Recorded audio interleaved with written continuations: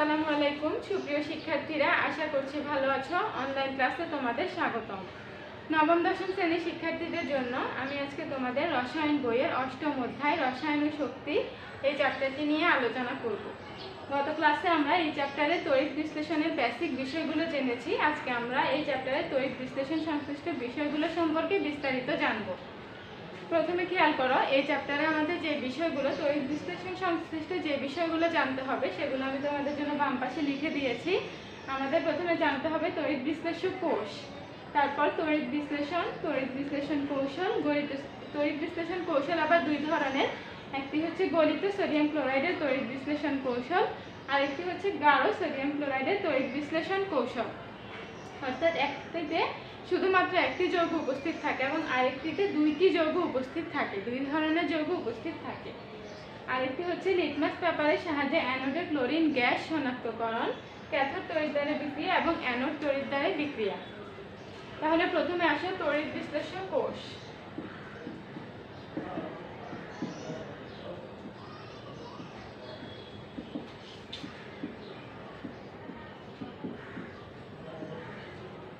প্রথমে আসো তড়িৎ বিশ্লেষক কোষ। যে কোষে তড়িৎ বিশ্লেষক দ্রব্যের মধ্যে বিদ্যুৎ প্রবাহ চালনা করলে রাসায়নিক বিক্রিয়া সংঘটিত হয় তাকে বলা হয় তড়িৎ বিশ্লেষক কোষ। যে কোষে তড়িৎ বিশ্লেষক দ্রব্যের মধ্যে বিদ্যুৎ প্রবাহ চালনা করলে রাসায়নিক বিক্রিয়া সংঘটিত হয় সেই কোষটিকে বলা হয় তড়িৎ বিশ্লেষক কোষ। তারপর আমাদের যেটা জানতে হবে সেটি হচ্ছে তড়িৎ বিশ্লেষণ।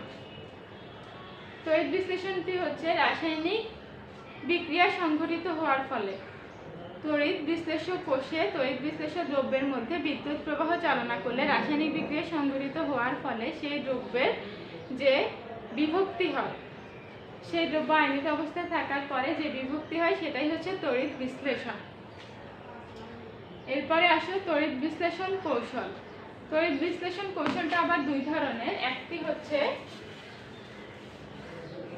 গাঢ় সোডিয়াম ক্লোরাইডের গলিত সোডিয়াম ক্লোরাইডের তড়িৎ বিশ্লেষণ।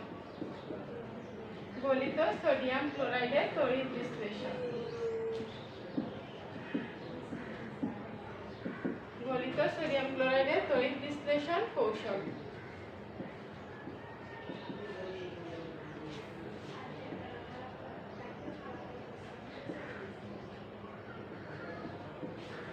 খেয়াল করো, গলিত সোডিয়াম ক্লোরাইডের তড়িৎ বিশ্লেষণ কৌশল। এই ক্ষেত্রে প্রথমে একটি কাচের পাত্রে বা চীনামাটির পাত্রে তড়িৎ বিশ্লেষক দ্রব্য গলিত সোডিয়াম ক্লোরাইড নেওয়া হয়। তড়িৎ বিশ্লেষক দ্রব্য গলিত সোডিয়াম ক্লোরাইড নেওয়া হয়। এই গলিত সোডিয়াম ক্লোরাইডের মধ্যে সোডিয়াম এবং ক্লোরিন আয়নিত অবস্থায় থাকে। আর এই ক্ষেত্রে শুধুমাত্র সোডিয়াম এবং ক্লোরিনই আয়নিত অবস্থায় থাকে, অন্য কোনো আয়ন বা অন্য কোনো যৌগ উপস্থিত থাকে না। আর এখানে দুই পাশে দুটি গ্রাফাইট দণ্ড বা ধাতব দণ্ড আংশিক ডুবানো অবস্থায় থাকে এবং দুই দণ্ডের সঙ্গে একটি ব্যাটারির দুটি প্রান্তকে সংযুক্ত করা হয়। অর্থাৎ একটি দণ্ডের সঙ্গে একটি ব্যাটারির ধাতব দণ্ডের সাথে একটি ব্যাটারির ধনাত্মক প্রান্ত সংযুক্ত করা হয় এবং আরেকটি ধাতব দণ্ডের সাথে ব্যাটারির ঋণাত্মক প্রান্ত সংযুক্ত করা হয়। ফলে যে দণ্ডটির সঙ্গে ব্যাটারির ধনাত্মক প্রান্ত সংযুক্ত করা হয় সেই দণ্ডটি ধনাত্মক চার্জে চার্জিত হয়, অর্থাৎ ধনাত্মক আয়ন যুক্ত হয়, এবং যেই ধাতব দণ্ডের সঙ্গে ব্যাটারির ঋণাত্মক প্রান্ত সংযুক্ত করা হয় সেই ধাতব দণ্ডটি ঋণাত্মক আয়নে আয়নিত হয়, ঋণাত্মক চার্জে চার্জিত হয়। তাহলে এই ধনাত্মক প্রান্ত যুক্ত দণ্ডকে বলা হয় অ্যানোড এবং ঋণাত্মক চার্জযুক্ত দণ্ডকে বলা হয় ক্যাথোড। এটি হচ্ছে পজিটিভ এবং এটি হচ্ছে নেগেটিভ। এখন ধনাত্মক প্রান্তযুক্ত অ্যানোড দ্রবণের ঋণাত্মক আয়নকে আকৃষ্ট করে এবং ঋণাত্মক প্রান্তযুক্ত ক্যাথোড দ্রবণের ধনাত্মক আয়নকে আকৃষ্ট করে। এখন এই দণ্ডগুলো চার্জিত হওয়ার পরে এই দ্রবণের ক্লোরাইড আয়ন বা ঋণাত্মক আয়ন অ্যানোডে চলে আসে এবং ক্যাথোডটি ঋণাত্মক চার্জযুক্ত হওয়ার কারণে দ্রবণের সোডিয়াম আয়ন বা ধনাত্মক আয়ন ক্যাথোডে চলে আসে। এরপরে অ্যানোড এবং ক্যাথোডের বিক্রিয়া সংঘটিত হয়। এখন আসো অ্যানোডের বিক্রিয়া।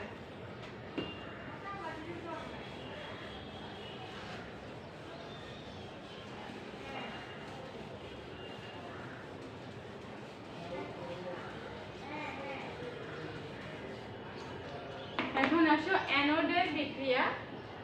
অ্যানোডে সাধারণত জারণ বিক্রিয়া সংঘটিত হয়। অ্যানোডের জারণ বিক্রিয়া।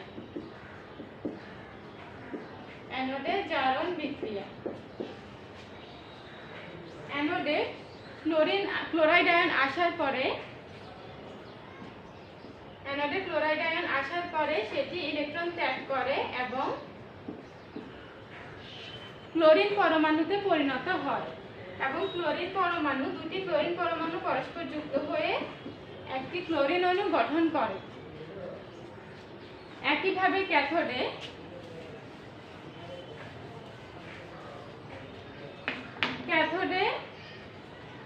বিজারণ বিক্রিয়া সংঘটিত হয়। একইভাবে ক্যাথোডে বিজারণ বিক্রিয়া সংঘটিত হয়।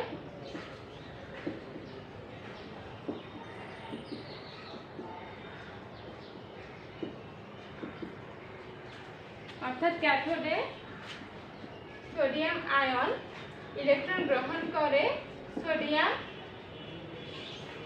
দণ্ডে পরিণত হয়। ক্যাথোডে সোডিয়াম আয়ন ইলেকট্রন গ্রহণ করে সোডিয়াম দণ্ডে পরিণত হয়। তাহলে খেয়াল করো, অ্যানোড এবং ক্যাথোডে জারণ এবং বিজারণ বিক্রিয়া সংঘটিত হওয়ার ফলে ক্লোরিন এবং সোডিয়াম অণু গঠন করে। তারপরে আসো গাঢ় সোডিয়াম ক্লোরাইডের তড়িৎ বিশ্লেষণ কৌশল। গাঢ় সোডিয়াম ক্লোরাইডের তড়িৎ বিশ্লেষণ কৌশল।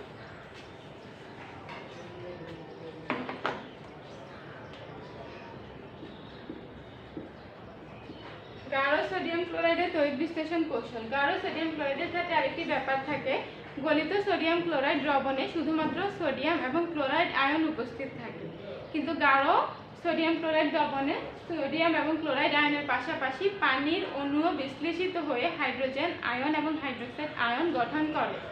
অর্থাৎ গাঢ় সোডিয়াম ক্লোরাইডের দ্রবণে সোডিয়াম ক্লোরাইডের পাশাপাশি কিছু পানির অণু উপস্থিত থাকে এবং সোডিয়াম ক্লোরাইড ভেঙে আয়নিত হয়ে সোডিয়াম আয়ন এবং ক্লোরাইড আয়ন গঠন করে। একইভাবে পানির অণু কিছুটা আংশিক পরিমাণে ভেঙে গিয়ে হাইড্রোজেন আয়ন এবং হাইড্রোক্সাইড আয়ন গঠন করে।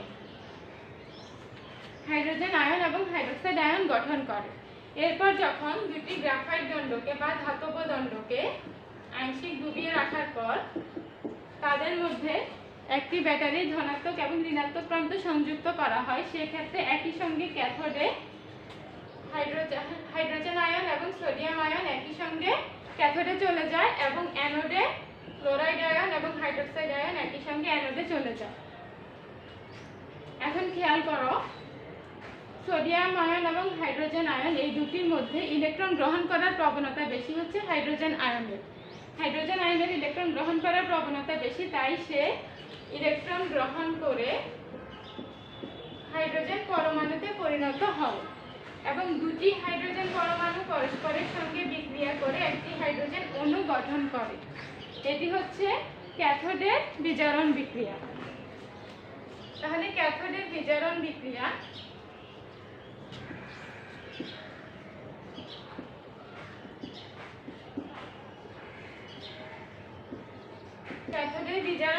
বিশ্লেষণ করলে আমরা পাই, প্রথমে হাইড্রোজেন আয়ন ইলেকট্রন গ্রহণ করে হাইড্রোজেন পরমাণুতে পরিণত হয়।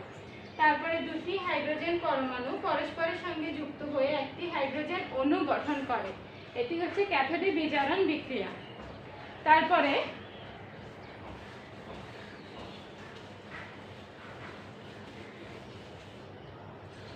অ্যানোডের ক্ষেত্রে যখন ধনাত্মক আয়নগুলো ক্যাথোডে চলে যায়, অ্যানোডের ক্ষেত্রে থাকে ক্লোরাইড আয়ন এবং হাইড্রোক্সাইড আয়ন।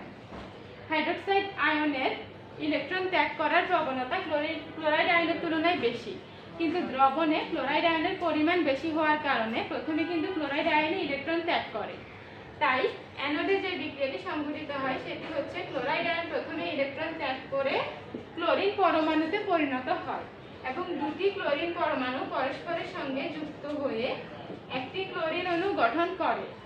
তাহলে এটি হচ্ছে অ্যানোডে জারণ বিক্রিয়া। অ্যানোডে জারণ বিক্রিয়া।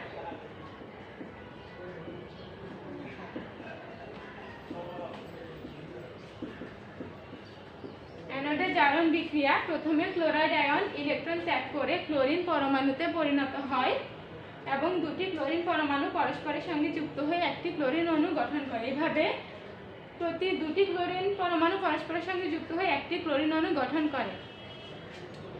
তাহলে খেয়াল করো, এভাবেই ক্যাথোড তড়িৎদ্বারে এবং অ্যানোড তড়িৎদ্বারে বিক্রিয়া সংঘটিত হয়। আর যখন একের অধিক আয়ন উপস্থিত থাকে কোনো একটি দ্রবণে, সেক্ষেত্রে কিছু ধর্ম এবং বৈশিষ্ট্যের উপর তাদের জারণ এবং বিজারণ বিক্রিয়া সংঘটিত হওয়ার পরিমাণটা নির্ভর করে। তারপরে আমাদের যেটা জানতে হবে সেটা হচ্ছে লিটমাস পেপারের সাহায্যে অ্যানোডে ক্লোরিন গ্যাস শনাক্তকরণ। ক্যাথোডে সোডিয়াম, সলিড সোডিয়াম গঠিত হয় এবং অ্যানোডে ক্লোরিন গ্যাস, যেটা গ্যাসীয় পদার্থ, অ্যানোডে ক্লোরিন গ্যাস জমা হয়। তাহলে এখন আসো, অ্যানোডে যে ক্লোরিন গ্যাস জমা হয় সেটা পরীক্ষা করার জন্য আমরা লিটমাস পেপার ব্যবহার করতে পারি। আমরা জানি, একটা সংক্ষিপ্ত কথা তোমরা খেয়াল করো, আমরা এভাবে সংক্ষেপে মনে রাখি, এ নীলা, অর্থাৎ অ্যাসিড নীল লিটমাস পেপারকে লাল করে। অ্যাসিড নীল লিটমাস পেপারকে লাল করে। তাহলে অ্যানোডে ক্লোরিন গ্যাস শনাক্তকরণের জন্য নীল লিটমাস পেপার ব্যবহার করা হয়। প্রথমে অ্যানোডে যে ক্লোরিন গ্যাসগুলো জমা হয় তাকে একটি টেস্ট টিউবের মধ্যে জমা করা হয়, টেস্ট টিউবের মধ্যে নেওয়া হয় এবং সেই টেস্ট টিউবের মুখে ভেজা নীল লিটমাস পেপার দেওয়া হয়। ভেজা নীল লিটমাস পেপার দেওয়ার কারণ হচ্ছে, ভেজা নীল লিটমাস পেপারে পানি থাকে এবং ক্লোরিন সেই পানির সঙ্গে বিক্রিয়া করে। ক্লোরিন সেই পানির সঙ্গে বিক্রিয়া করে হাইড্রোক্লোরিক অ্যাসিড এবং হাইপোক্লোরাস অ্যাসিড উৎপন্ন করে। ক্লোরিন নীল লিটমাস পেপারে যে পানি দেওয়া হয় তার সঙ্গে বিক্রিয়া করে হাইড্রোক্লোরিক অ্যাসিড এবং হাইপোক্লোরাইড অ্যাসিড উৎপন্ন করে। আর এই অ্যাসিড সমূহ নীল লিটমাস পেপারটিকে লাল করে। তাহলে এটা নিশ্চিত হওয়া যায় যে অ্যানোডে ক্লোরিন গ্যাস এসে জমা হয়েছে। তাহলে এভাবেই লিটমাস পেপারের সাহায্যে অ্যানোডে ক্লোরিন গ্যাস শনাক্ত করা যায়। আর ক্যাথোড তড়িৎদ্বারে বিক্রিয়া এবং অ্যানোড তড়িৎদ্বারে বিক্রিয়া তোমাদেরকে আমি কিছুক্ষণ আগে বলেছি। তারপর আমি তোমাদের সামগ্রিক বিক্রিয়াটিকে আবার দেখিয়ে দিচ্ছি। সোডিয়াম ক্লোরাইড প্রথমে ভেঙে গিয়ে সোডিয়াম আয়ন এবং ক্লোরিন আয়নে পরিণত হয় এবং সোডিয়াম আয়ন ইলেকট্রন গ্রহণ করে সোডিয়াম ধাতুতে পরিণত হয় এবং ক্লোরিন আয়ন ইলেকট্রন ত্যাগ করে প্রথমে ক্লোরিন পরমাণুতে এবং পরবর্তীতে দুটি ক্লোরিন পরমাণু পরস্পরের সঙ্গে যুক্ত হয়ে ক্লোরিন অণু গঠন করে। আর এই সোডিয়াম পরমাণু কঠিন অবস্থায় থাকে, ক্লোরিন অণু গ্যাসীয় অবস্থায় থাকে। তাহলে সামগ্রিক বিক্রিয়াটি হয়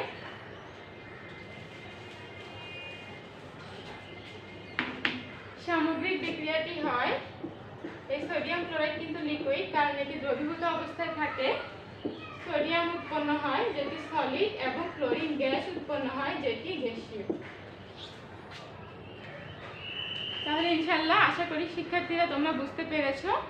বাসায় ভালো করে পড়াশোনা করবে। ইনশাআল্লাহ পরবর্তী ক্লাসে আবার দেখা হবে। সেই পর্যন্ত সুস্থ থেকো, ভালো থেকো। আল্লাহ হাফেজ।